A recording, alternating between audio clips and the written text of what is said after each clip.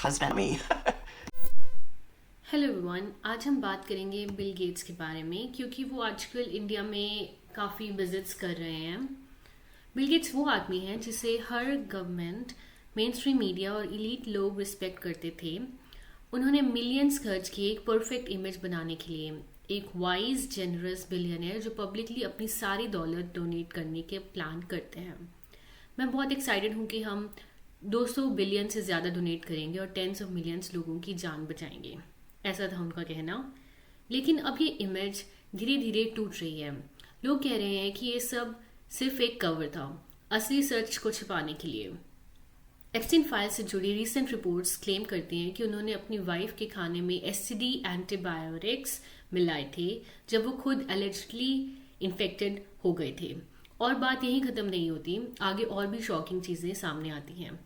Situation इतनी serious हो गई कि उन्होंने अपने पब्लिक अपीयरेंसेस कैंसिल कर दिए और उनकी एक्स वाइफ मेलिंडा, जिनके साथ उन्होंने अपना पूरा एम्पायर बिल्ड किया था, अब उनसे पब्लिक में डिस्टेंस बना रही हैं। सोसाइटी को अकाउंटेबिलिटी लेनी होगी। जो एप्स्टीन ने किया वो कुछ गलत था और जो लोग उनके आसपास थे उन्हें जवाब देना होगा, इंक्लूडिंग मेरे एक्स हस्बैंड, ऐसा था मेलिंडा गेट्स का कहना। सिर्फ एक अनसेंट ईमेल ने उन सब थ्योरीज को हवा दे दी जो सालों से चल रही थी। बिल गेट्स ने खुद एडमिट किया कि उनके मल्टीपल अफेयर्स थे, इंक्लूडिंग रशियन वुमेन के साथ। और ये सब सुन के एक सवाल उठता है, और क्या छुपा है? चाहे बात हो उनके यूएस में सबसे बड़े फार्मलैंड ओनर बनने की, या ग्लोबल हेल्थ ऑर्गेनाइजेशंस पर इन्फ्लुएंस की, या पैंडेमिक के दौरान पब्लिक पॉलिसीज पर उनका रोल, सब कुछ एक नए एंगल से देखने का टाइम आ गया है, क्योंकि इतने एलिगेशंस है कंसिडर करने के लिए। जब आप उनके पुराने इंटरव्यूज देखते हो, उनके बिहेवियर भी थोड़ा स्ट्रेंज लगने लगता है। एप्स्टीन के साथ मीटिंग्स पर उन्होंने बस इतना कहा, मुझे रिग्रेट है पर अब वो मर चुका है तो केयरफुल रहना पड़ता है। और ये लाइन सुन के लोग कंफ्यूज हो गए, केयरफुल किस बात का?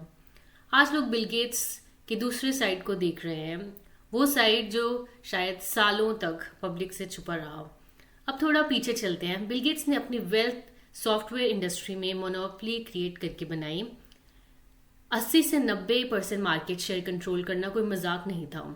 माइक्रोसॉफ्ट ने अपने प्रोडक्ट्स को बंडल करके कंपटीशन को बाहर कर दिया और एक ऐसा इकोसिस्टम बना दिया जिसमें सब उन पे डिपेंड करते हैं।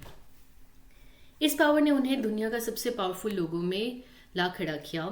लेकिन इतना रैपिड सक्सेस के बाद गवर्नमेंट ने भी उन पे नजर डाली। रिस्क था कि उनका एम्पायर टूट सकता है।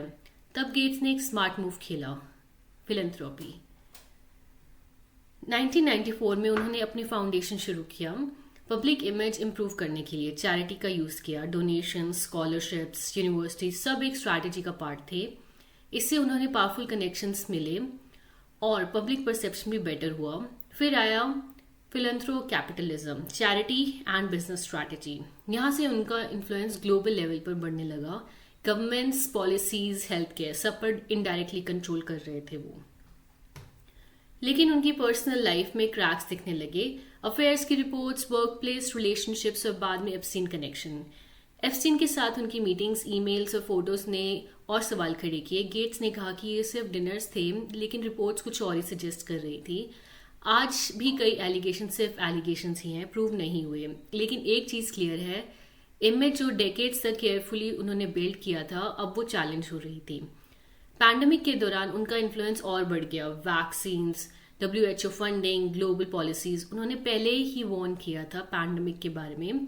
और जब वो हुआ तो उन्होंने एक major policy public role play किया।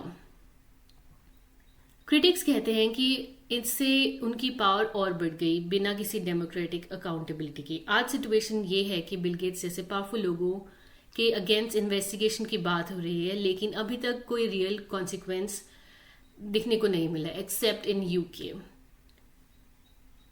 शायद फ्यूचर में और सच सामने आए, शायद नहीं। लेकिन एक बात पक्की है, चाहे कितना भी पैसा हो, कितना भी स्ट्रॉन्ग पीआर हो, एक बार रेपुटेशन टूट जाए तो उसे वापस बनाना ऑलमोस्ट इम्पॉसिबल हो जाता है।